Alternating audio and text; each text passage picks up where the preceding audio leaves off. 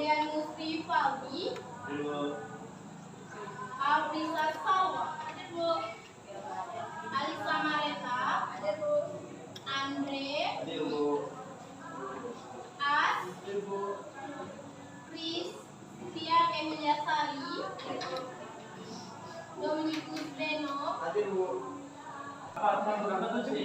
Faril, Monica Tommy, Natalia Nesi, Patricio Kinaka, Fitri, Rika Anas, Romi. Apa itu materi ceramah?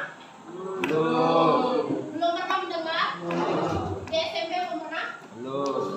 Nah, materi ceramah adalah pengungkapan pikiran dalam bentuk kata-kata yang ditujukan kepada orang banyak. Ceramah adalah sebuah wacana yang disiapkan untuk diucapkan di depan khalayak. Nah, maksudnya itu kalau orang melakukan ceramah itu di mana?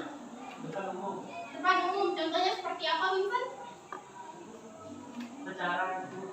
Ya, upacara itu salah satu contoh dari ceramah. Nah, kemudian orang yang melakukan khotbah di gereja itu juga dinamakan dengan ceramah. Nah, ada lagi yang ingin berpendapat apa itu ceramah? Contohnya seperti apa? Apa? Sendiri muncul adanya tuturan. Nah, kegiatan mendengarkan ceramah sangat menarik untuk dilakukan, kan? Nah, yang pertama, cara memahami informasi dapat dilakukan dengan cara sebagai berikut. Nah, yang pertama itu menyimak ceramah yang didengar dengan seksama. Ya, yang kedua itu kalian harus mencatat informasi menarik dalam setiap paparan dalam ceramah. Nah, yang ketiga, menyusun informasi yang menarik dalam bentuk kalimat ataupun paragraf sederhana. Ada yang ingin ditanyakan terkait informasi dan permasalahan aktual dalam ceramah? Ada, kita lanjut ya. Nah, yang selanjutnya itu adalah informasi berupa permasalahan aktual dalam ceramah. Nah, di sini menurut KBBI, permasalahan adalah hal yang dipermasalahkan atau personal. Nah, sedangkan aktual adalah peristiwa yang nyata, masih baru atau sedang menjadi perbincangan orang banyak. Dengan demikian, permasalahan aktual adalah persoalan yang sedang direncanakan. Nah, kemudian ceramah seringkali membahas tentang personal aktual yang memberikan dengan agama, sosial, budaya, moral, dan lain sebagainya. Nah, contohnya tadi kalau yang dari agama itu kan, contohnya kalau di Katolik itu ada yang namanya khotbah. Nah, itu dinamakan juga salah satu dengan ceramah.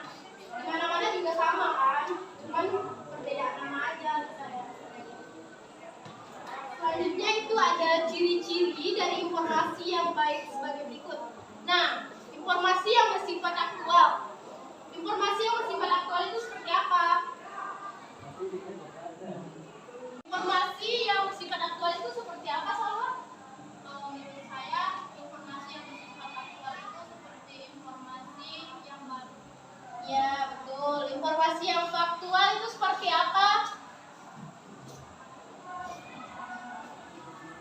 Monica Tommy. Silakan Tommy. Informasi faktual itu apa? Ada yang bisa jawab nggak? Informasi faktual itu apa?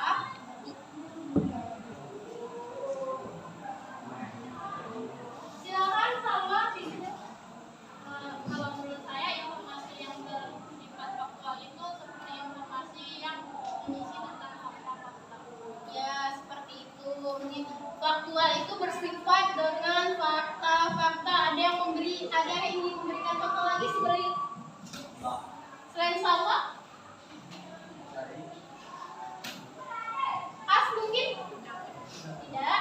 Nah, selanjutnya kita lanjut ke nomor 3, yaitu bahasa yang digunakan dalam penyampaian informasi adalah bahasa yang akurat, tepat, singkat. Tepat dan singkat itu seperti apa? Bahasa yang digunakan dalam penyampaian informasi adalah bahasa yang akurat. Akurat itu maksudnya gimana? Pasti.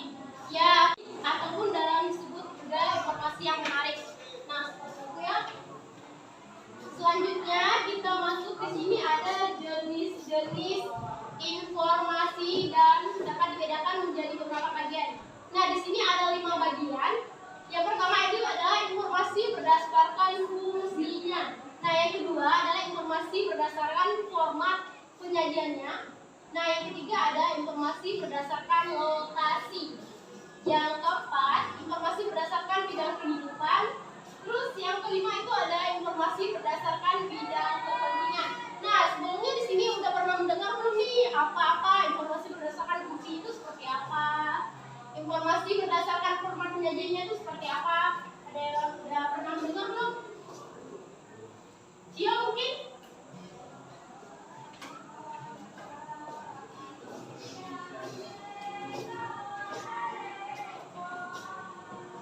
Dibaca Tommy. 1. Informasi yang menambah pengetahuan. 2. Informasi yang mempelajari pembaca. 3. Informasi yang hanya menyenangkan pembaca. Fiksional.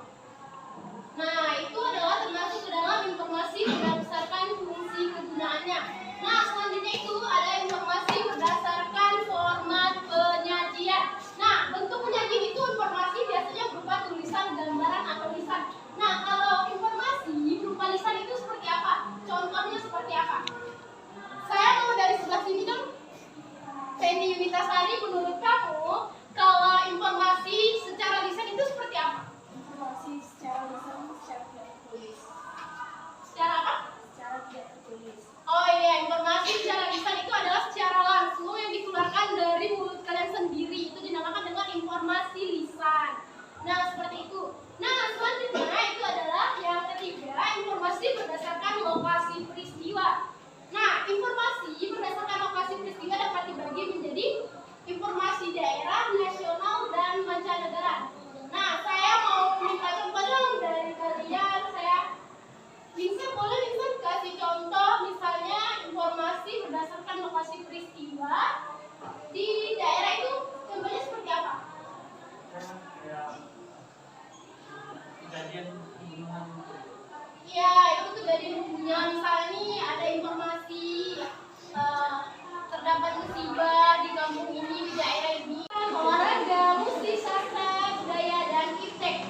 Nah, informasi berdasarkan bidang kehidupan ini misalnya nih ada pendidikan, olahraga. Kalau olahraga itu contohnya seperti apa? Bola, turnamen, Turnamen, ya, apa lagi? Tiga sekolah. Ini sebelah sini dong, sekali-sekali dengar suaranya. Mana nih? Apa contohnya? Ya, mungkin ada nggak ya? Kalau musik itu seperti apa contohnya informasi berdasarkan bidang kehidupannya? Contohnya sawah gimana? Ada yang tahu nggak? Nyanyi. Terus apa lagi? Nah, selanjutnya kita masuk ke yang selanjutnya itu adalah informasi bahasa anak-anak dan para remaja yang kasar dengan sebutan antar sesama yang sangat jenis untuk didengar. boleh dong dilanjutin oleh Salwa lagi?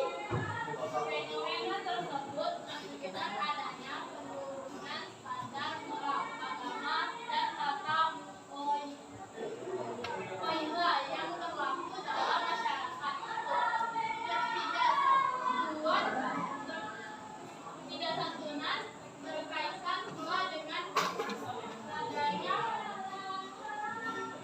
penghayatan terhadap budaya yang sebab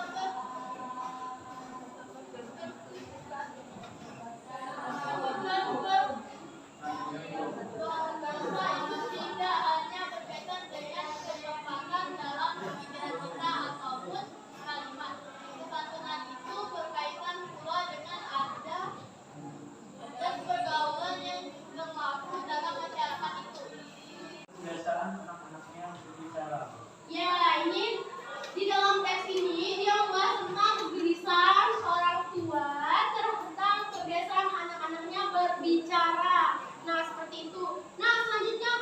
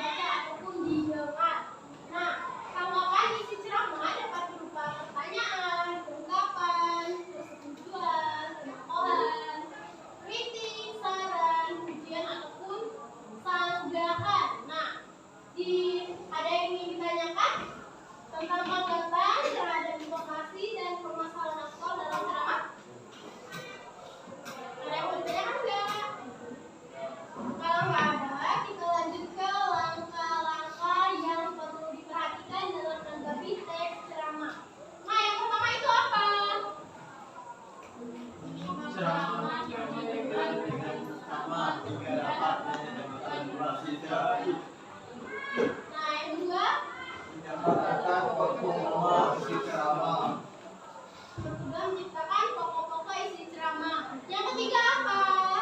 Memberikan harapan dapat diselamatkan kehidupan fisik, saran, pandangan, impian, tujuan, maupun keselamatan. Karena baik alam bagi Selanjutnya kita masuk ke definisi yang menjadi dua, yaitu ceramah informatif dan ceramah persuasif. Nah, boleh dong dibacakan satu orang. Teni Yuminasari, silakan dibaca. Itu ceramah informatif itu apa? Ceramah informatif adalah ceramah yang bertujuan untuk menambah atau menginformasi. Menambahkan ya, bukan menambah ya. Siapa dari situ tadi?